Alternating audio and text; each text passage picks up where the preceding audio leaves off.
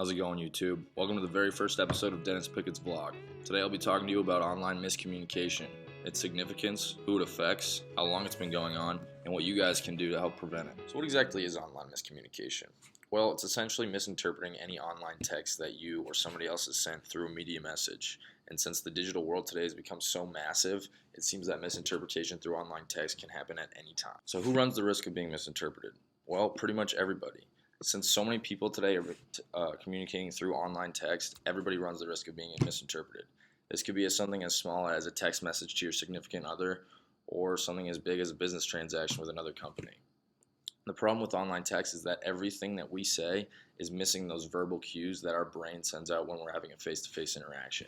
So it can be hard to pick up on what the person's really trying to say to you when you can't see them. Oh, I just got a text message from my girlfriend. She said, "Stop it, I hate you."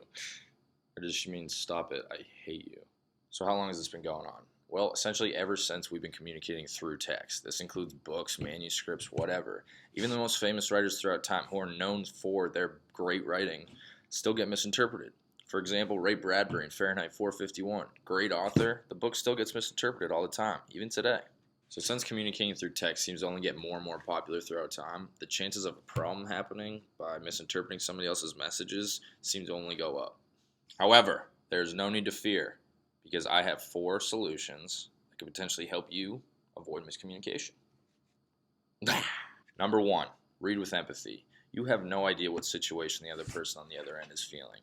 They could be having the worst day of their life or the best day of their life. But the way you interpret it, you need to understand where they're coming from and what they might be trying to say at all possible angles. It's important to understand that what goes on in our brain when we're reading text has a lot to do with the confirmation bias, which is essentially the idea that we only interpret things in line with what we're already thinking, what we already believe in, and tend to think of other information as false or misrepresented.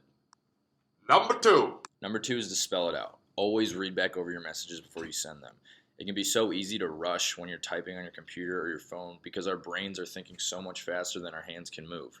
So when you're trying to tell your wife about your fishing trip over a text message and you want to tell her how big that striper was that you had, but you accidentally add another P in striper, then things could get ugly. Number 3 is to understand that different media platforms do hold different meanings. For example, if I send a message to my friend on Facebook, that might have a much more laid-back sense than if I were to send an email to my boss.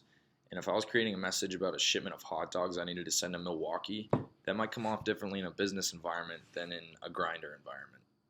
And Number 4 is to just simply use other communication channels besides text. This can be anything from a video call to a regular phone call, even using emojis. Anything that helps your receiver understand you better and gets you one step closer to the nonverbal cues we pick up on in face-to-face interaction, then miscommunication problems can be resolved. Well, that's it for today, guys. I hope you enjoyed the video and learned something new about online miscommunication, specifically through text. Use those solutions I gave you because it can be so frustrating to try and understand somebody through text or have them try and understand you when the messages are completely scrambled and there's no emotion involved. So just remember to spell it out, try to give your best interpretation of the meaning, read with empathy, all that jazz. Happy holidays.